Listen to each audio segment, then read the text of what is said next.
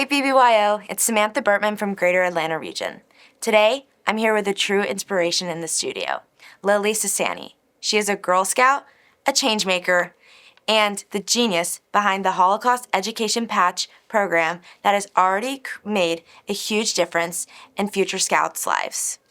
Lily, thank you so much for joining us today. Thank you so much for having me. Yeah, of course. So, your Girl Scout Gold Award project focused on Holocaust education, a topic that's sadly becoming more relevant as misinformation spreads.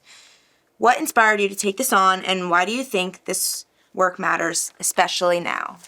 Well, what initially inspired me when I started it in 2023 as a sophomore is that I have a really great passion for history and for remembrance, and I wanted to do a project for my Gold Award, which is the highest award a Girl Scout could earn, that was something that could kind of tie my identities together as both a Jewish girl and a Girl Scout, because though I had a good connection to my Girl Scout community, the Jewish community, I don't really have a very large one in my town because it's small and it's like outside of Pittsburgh in an area where we don't have any temples, and it's further away from Squirrel Hill, so I didn't have a lot of access to that.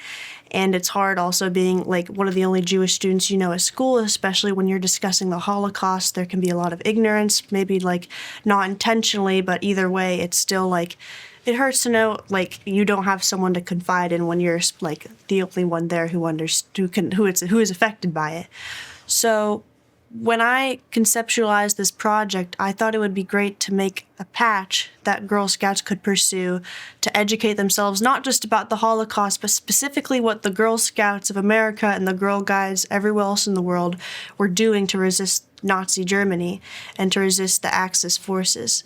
And it's really amazing because when I reached out to the Holocaust Center of Pittsburgh, its director Emily Loeb and their associate Julia Gaetano, I didn't realize that it wasn't like a commonly known thing what the Girl Scouts and what the Girl Guides were doing at that point. I didn't realize that them and other like Holocaust educators as well didn't truly know like what they were doing, not just in America but like in like the rest of the world. And it's amazing what they were doing because there were girls, there were women and children children, really young kids who were risking their lives to save people from ghettos, to feed people, to escape concentration camps, being imprisoned in concentration camps. And it's really just amazing stories of perseverance that are really untold, not even in schools, not anywhere else. And I found this inspiration from reading J.D. Hampton's book, How the Girl Guides Won the War. And that's what really inspired me to make a patch program that not only helped me connect with my own communities, but helped me not only further other people's knowledge, but my own knowledge about what my communities were doing at that point in history. So you're saying this took place in Pittsburgh, yes? Outside of Pittsburgh, yeah. I would have like weekly Zoom calls with them for 2.5 years about now. Okay, so, but was this also being affected in, like, other regions, or was it just yeah. You don't even have to be a Girl Scout to earn the patch. When we earned grants from the Jewish Women's Foundation, we initially proposed that we were hoping 10 troops a year would earn it, but as of now, it's been, like, maybe a month and a half that we've had it posted on Girl Scouts of Western Pennsylvania's website, and we've had over, like, 300 troops, like, inquiring about earning the patch, and troops that are like outside of America as well. That's amazing. So it's really had a very big reach, and I'm really happy to say that. That's great. And as you were saying, your project took over 2 years of weekly planning and revisions.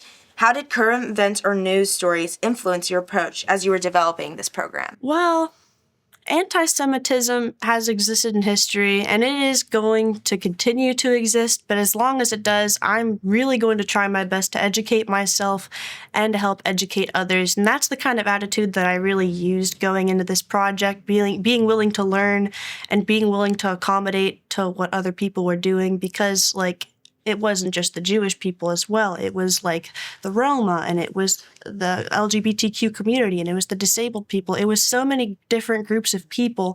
And we see that today. No matter what point in history, there's always groups of people being targeted and attacked. So I think it's especially poignant to help uplift those voices, even if this is specifically for Girl Scouts of the Holocaust. It uplifts voices of theirs that weren't being spoken about. I think that's especially important, not just for them, but for any group of people that aren't being talked about or aren't being seen. Yeah. In recent years, there's been a lot of discussion about combating anti-Semitism and promoting historical awareness. How does your patch program help teens understand and engage with these issues? That's a good question. It really helps engage them because the way the curriculum is built, not just for this project, but for any patch project, it's a 3-category curriculum. You discover the topic of the patch, and the way I have that built is that I have an interview with a Holocaust survivor and her daughter, who's a generation speaker at the Holocaust Center of Pittsburgh. I have my own interview I conducted with Janie Hampton, who is the author of How the Girl Guides Won the War. Wow, that's so cool. It was an amazing experience. Yeah, I have those interviews. I have a video of myself speaking about the curriculum that I wrote, specifically about Janie's book and another book written by an author named Anna Kwiatkowska-Bieda, who's Polish, and she wrote a book specifically about the Girl Guides of Ravensbrück, which was a women's-only camp.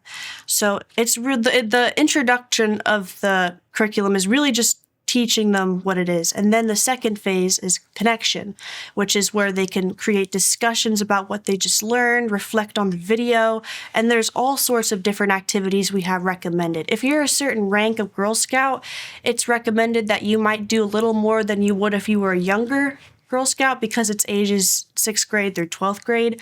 But it's activities that engage conversation. It could be inviting a survivor or a generation speaker to a troop meeting to discuss their experiences.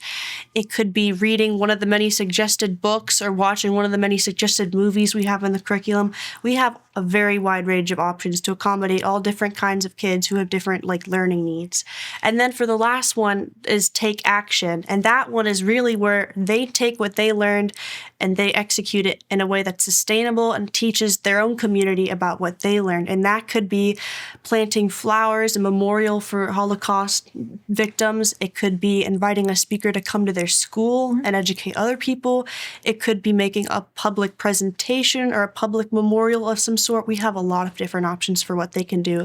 And ultimately, that kind of curriculum really helps build their education, not in the sort of way a school kind of curriculum would, because it encourages them to execute it on their own, whether it's with their troop or whether it's by themselves. It really encourages them to learn it to its fullest capacity in order to be able to teach other people about it in the end.